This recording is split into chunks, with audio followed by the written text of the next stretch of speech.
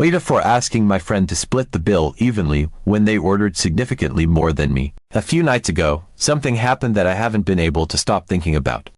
I went out to dinner with a group of friends. There were 6 of us, and while these dinners are usually a lot of fun, this one left a bitter taste in my mouth. I'm trying to figure out if I was out of line for speaking up or if I was completely justified in feeling the way I do. To set the stage, I've been friends with this group for years. We're all in our early to mid-30s, and we've done a ton of these dinners together. It's kind of our thing. Birthdays, catching up after someone gets back from a trip, or just because we feel like treating ourselves. We all enjoy good food and each other's company. But there's always been this unspoken rule in our group. When the bill comes, we split it evenly. No matter what anyone ordered, we all throw in our credit cards and split it 6 ways. Most of the time, it works out fine because we tend to order similarly. But there's one friend, let's call her Sarah, who's made this dynamic tricky. Sarah is the kind of person who loves to indulge. I don't mean that as a bad thing. She works hard, she likes to treat herself, and she's got great taste. But when it comes to group dinners, she has this habit of going all out. Think multiple appetizers, the most expensive entree, fancy cocktails, sometimes dessert, and a coffee to finish it off. Again, it's not the ordering that's the issue, it's her expectation that the rest of us, who might be sticking to more modest orders, should just split the bill evenly without question. And to be clear, this has been a recurring thing. Over the years, I've quietly swallowed the cost because I didn't want to be that guy, but this time, it felt different. I'll admit, I've been in a tighter financial spot lately. I had some unexpected car repairs last month that wiped out a chunk of my savings, and I'm trying to save up for a couple of big expenses coming up in the next few months. So, when someone in the group suggested this fancy new restaurant downtown, I hesitated. I knew it wasn't going to be cheap, and I honestly thought about skipping the dinner altogether, but I didn't want to miss out. I like spending time with these people, and I figured I could make it work if I kept my order simple. I even planned ahead, telling myself, just an entree and a soda, no extras. The night started off fine. The restaurant was beautiful, dim lighting, cozy vibes, soft music in the background. Everyone seemed excited to be there, and I was, too, despite my budget-conscious mindset. We sat down, looked over the menus, and started chatting away. When the server came by to take our orders, I stuck to my plan. I got a chicken entree, one of the cheaper options on the menu, and a soda. Simple, straightforward, affordable. Meanwhile, Sarah was doing her usual thing. She started with, "Oh, let's get a charcuterie board for the table," and followed it up with an order of truffle fries also for the table. Then came her entree, the Wagyu steak, which was easily the most expensive item on the menu. And of course, she didn't stop there. She ordered 2 cocktails over the course of the meal, and by the time dessert rolled around, she was already looking at the wine list. Now, here's the thing. When Sarah orders appetizers for the table, she doesn't actually ask if anyone else wants them. It's just assumed that we're all on board. The charcuterie board was nice, but not everyone even had any. It was mostly her picking at it. Same with the fries. It's like she orders these things to justify the even split later, but in reality, it's mostly her enjoying them. Throughout the meal, I was trying not to let it bother me. Everyone else seemed to be having a good time, and I didn't want to ruin the mood. But in the back of my mind, I kept thinking about how much this was all adding up. By the time the server brought the check, my stomach sank. The total was a lot. I glanced at it quickly and did some mental math. If we split this evenly, I'd be paying almost double what my meal actually cost.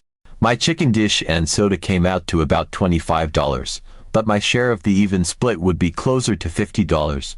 That might not sound like much, but when you're watching every dollar, it stings. I hesitated for a moment, trying to decide what to do. Normally, I just go along with the even split to avoid any awkwardness. But this time, I couldn't. It didn't feel right, so I spoke up. "Hey," I said, keeping my tone as casual as I could muster, though I could already feel my chest tightening. "Since some of us ordered pretty differently, maybe we should just pay for what we got this time." As soon as the words left my mouth, the energy at the table shifted. It was like the whole restaurant suddenly got quieter, or maybe that was just in my head. For a second, no one said anything. The silence wasn't the comfortable kind we'd had while eating, but that sharp, loaded kind that makes you feel like you just stepped into dangerous territory without realizing it. I glanced around the table, hoping for a quick nod of agreement, or at least some acknowledgement that I had a point, but most of my friends seemed to be studiously avoiding eye contact. A couple of them were looking down at the check or fiddling with their phones, and I could feel the weight of their discomfort hanging in the air. Then Sarah spoke. Her voice cut through the silence, sharp and with an edge of incredulity. "We always split evenly," she said, the words deliberate and pointed. Her tone wasn't just annoyed, it was almost like she was offended that I'd even suggested something different. She leaned back in her chair slightly, crossing her arms and giving me this look that seemed to say, "Are you serious right now?" The tension was palpable. I could feel the flush rising to my face, but I forced myself to stay calm. "It's just that," I said, trying to keep my tone light. Even though I could feel my frustration bubbling under the surface, some of us kept it simple. "And it seems fairer to just pay for what we ordered." I gestured vaguely at the table, hoping someone would chime in, but no one did. I could hear the words coming out of my mouth, but the moment felt surreal, like I was stepping out of the usual group dynamic and into unfamiliar territory. Sarah didn't miss a beat. She rolled her eyes, the exaggerated kind of roll that feels like it's meant to shut down the conversation entirely. "It's not a big deal," she said, her tone dismissive now, as if I was making a mountain out of a molehill. "It all evens out in the long run." That comment hit me harder than I expected. I wanted to say something. Does it really even out? Because from where I'm sitting, it seems like you're the one benefiting every time. But I stopped myself. The words felt heavy in my throat, and I didn't want to turn this into a full-blown argument.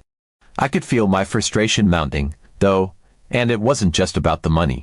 It was the principle, the unspoken expectation that I'd keep quiet and go along with it like I always had. Instead, I swallowed my pride. I pulled out my card, sliding it onto the check tray like everyone else.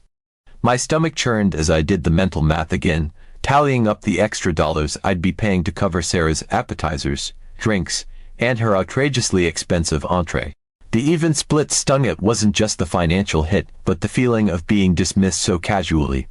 As the server took our cards and walked away, the table slowly started to recover, the conversation picking back up as if nothing had happened. But I couldn't shake the heaviness in my chest, the awkwardness that hung over the moment like a cloud only I could see. On the drive home, I replayed the whole thing in my head. Was I wrong to speak up? Was I being petty? I felt resentful not just about the money, but about the principle of it. Why should I have to subsidize someone else's expensive tastes when I'm consciously trying to save? And why did Sarah act like I was the bad guy for suggesting a fairer approach?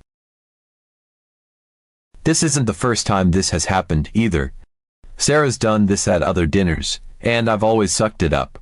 But now I'm wondering if I've been enabling her behavior by not saying anything sooner. At the same time, I don't want to be the person who ruins a good time over a few bucks. It feels like a lose-lose situation. So, AITA for wanting to split the bill based on what we ordered. Or should I have just kept quiet like I usually do? Update 1. A couple of weeks passed after the awkward dinner with Sarah and the rest of the group, and honestly, I thought about it way more than I should have. Every time I replayed the situation in my head, I felt a weird mix of frustration and guilt. Frustration because Sarah's attitude seemed dismissive and entitled, and guilt because, well, I didn't want to be the person who ruined a nice evening over money. But I also couldn't shake the feeling that what had happened wasn't fair. I had tried to approach it reasonably, and instead, I was made to feel like I was the bad guy. The whole thing left a sour taste in my mouth, and I started questioning whether these dinners were even worth it anymore. So, when the group chat popped up again, suggesting another night out, my stomach sank. Of course, it was Sarah who brought it up, casually throwing out the name of another trendy restaurant that had just opened. The kind of place where you know the menu doesn't have prices next to the items because if you have to ask, you can't afford it. I sat staring at my phone for a long time, debating whether to say yes or to just bow out this time. The smart thing would have been to make an excuse, say I was busy or that I wasn't feeling up to it. But then another part of me thought, why should I miss out? Why should I let her behavior dictate my decisions? After a lot of back and forth in my head, I finally decided to go. But this time, I promised myself I'd handle things differently. I wasn't going to let myself feel resentful or uncomfortable again. If Sarah wanted to play the split the bill evenly game, then fine. I'd play it, too. But I wasn't going to sit there and quietly subsidize her extravagance anymore. If she wanted to order a feast, then so would I. The night of the dinner came, and I showed up feeling oddly determined. The restaurant was even more upscale than I'd expected. Dim lighting, leather chairs, minimalist decor, the kind of place where the portions are tiny, but the prices are massive. We sat down, and as soon as I opened the menu, I knew my plan was the right one. Everything was ridiculously expensive, and I could already see Sarah eyeing the appetizers and cocktails with her usual enthusiasm. Sure enough, she kicked things off by ordering a round of drinks and a few appetizers for the table without really asking if anyone wanted them. I noticed the familiar pattern, a casual wave to the server, and "Oh, we'll get the oysters and the Wagyu sliders to start," and a smile as if it was a generous treat for everyone, even though we all knew what was coming when the bill arrived. This time, though, I didn't hold back. I decided to mirror her strategy. I ordered the lobster bisque to start, followed by the most expensive steak on the menu, a side of truffle mashed potatoes, and a bottle of wine, not a glass, an entire bottle. I didn't even drink wine that often, but I figured, why not? If this was how we were playing the game, then I might as well lean into it. Throughout the meal, I noticed Sarah watching me with a slightly puzzled expression, like she couldn't quite figure out what I was doing. At one point, she even asked, with a hint of sarcasm, if I'd hit the lottery or something. I smiled and shrugged it off, saying I just felt like treating myself. But I didn't stop there. I ordered dessert too, actually, and a coffee to finish things off. By the time the meal was over, I had a mountain of food in front of me, most of which I barely touched. It was excessive, sure, but that was kind of the point. I wanted to make it clear that if Sarah wanted to play the even split card, she wasn't the only one who could run up the bill. When the server brought the check, I was ready. I'd been mentally preparing for this moment since the appetizers hit the table, and there was no hesitation as I reached forward and grabbed the black folder before anyone else could react. I opened it and glanced at the total, a number so high it almost made me wince, but I didn't let it show on my face. With deliberate calmness, I placed it in the center of the table and leaned back in my chair. "So," I said, keeping my tone neutral and even, "we're splitting this evenly, right?" The reaction was immediate, and it was almost exactly what I had anticipated. Sarah's face shifted in an instant. The breezy confidence she'd carried throughout the night, the same confidence that allowed her to order without a second thought, faltered. Her expression flickered between surprise, confusion, and something that looked like annoyance. She stared at me, then at the check, and then back at me again. I could almost see the gears turning in her head as she tried to figure out her next move. For someone who was so quick to dismiss fairness at our last dinner, she suddenly seemed very concerned about how things would shake out this time. Her initial composure gone, Sarah started speaking, her tone slower and more measured than usual, as if she were carefully choosing her words. She pointed out that, well, maybe an even split might not be the best idea this time, given that I had clearly ordered more than anyone else.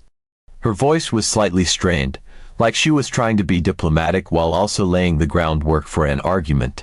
It was the kind of tone you'd use to talk a child out of a tantrum or to convince a coworker not to send that risky email. But I wasn't backing down. I just sat there, calm and quiet, letting her words hang in the air. When she finished her little speech, I took a deliberate pause, making sure to meet her eyes before I responded. "Well," I said, keeping my voice cool and measured, "if we're not splitting it evenly, I'd be happy to just pay for what I actually ate."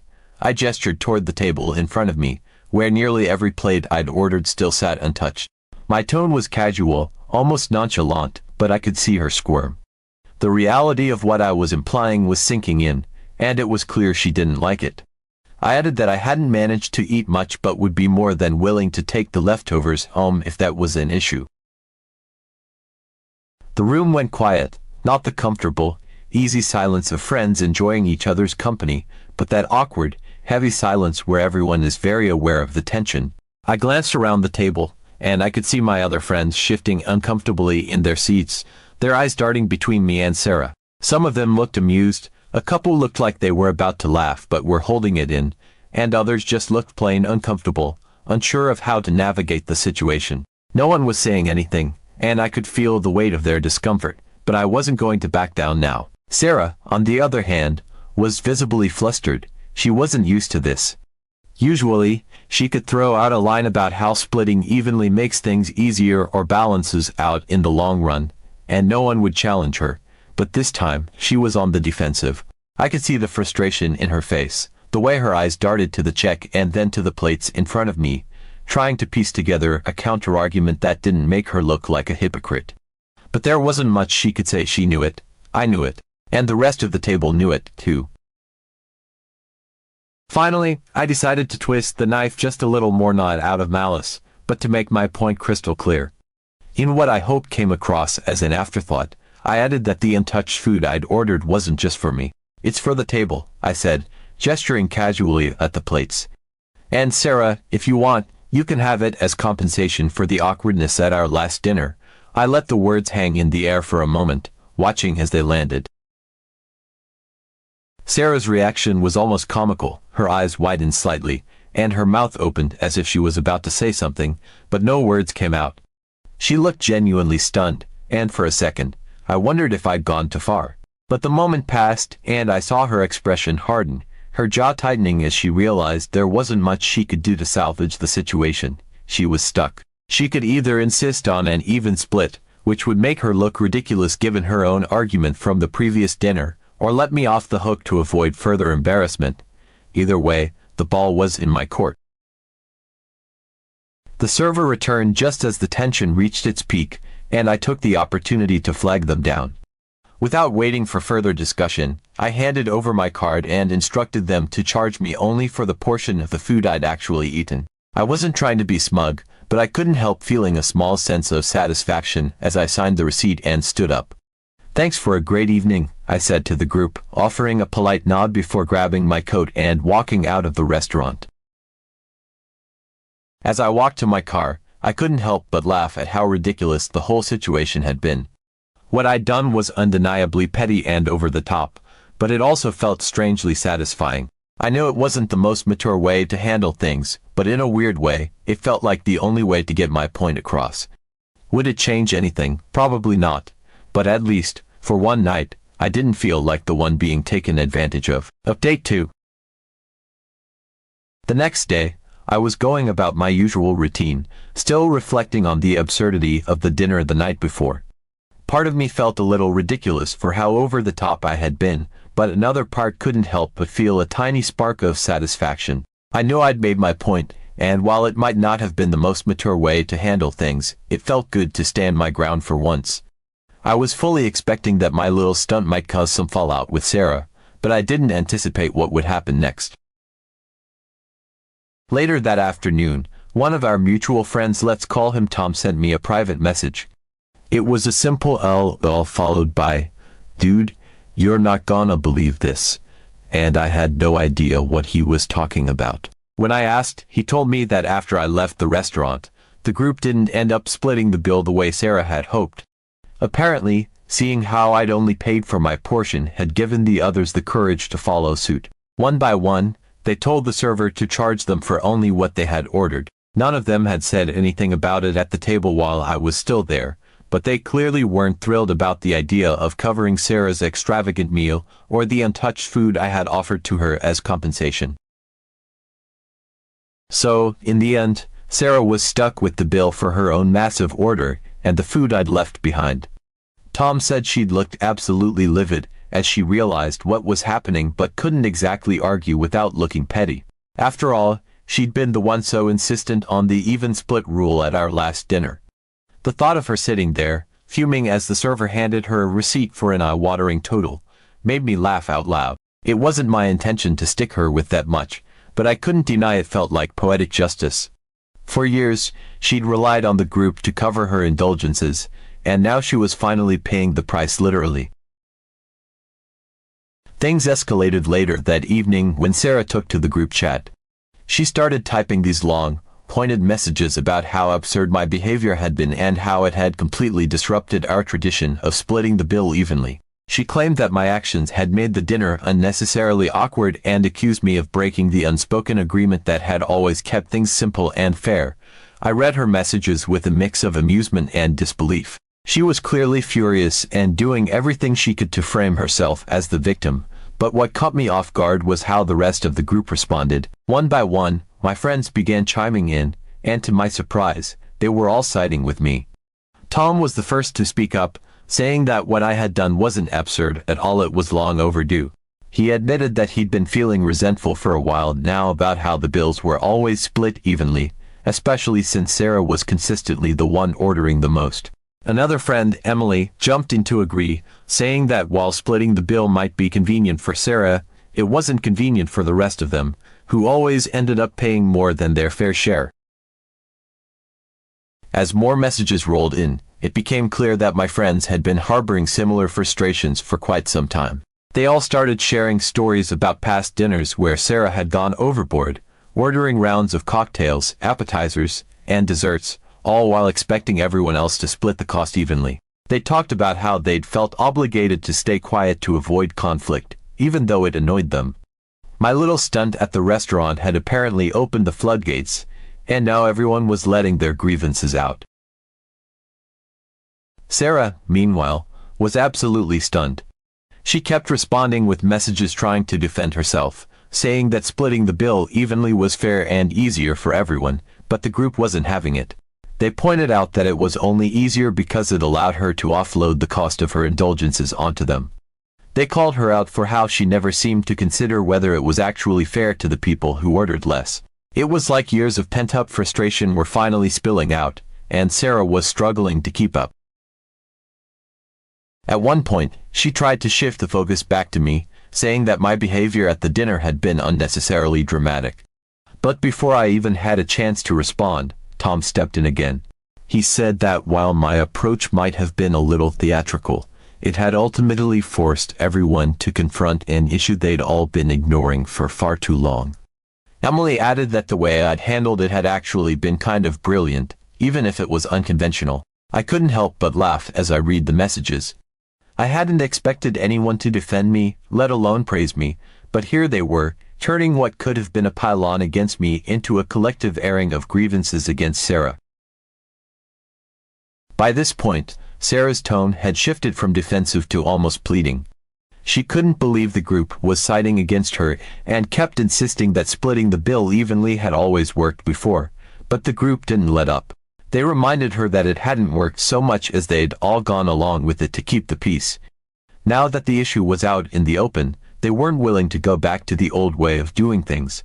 They made it clear that from now on, they'd be paying for what they ordered, no more even splits, no more covering for Sarah's extravagance. When I finally decided to chime in, I kept it brief. I told Sarah that I didn't have anything else to add because our friends had already said everything that needed to be said. Then I added a little laughing emoji for good measure. The rest of the group started reacting with likes and laugh emojis. Sarah didn't respond after that, and the chat eventually shifted to other topics. For so long, I'd felt like I was the only one bothered by Sarah's behavior, but now I realized I wasn't alone. My little stunt at the restaurant had sparked a long overdue conversation, and while it wasn't exactly the way I'd planned it, it felt good to see the group finally stand up for themselves. Sarah might not have been happy about it, but for the rest of us, it felt like a turning point.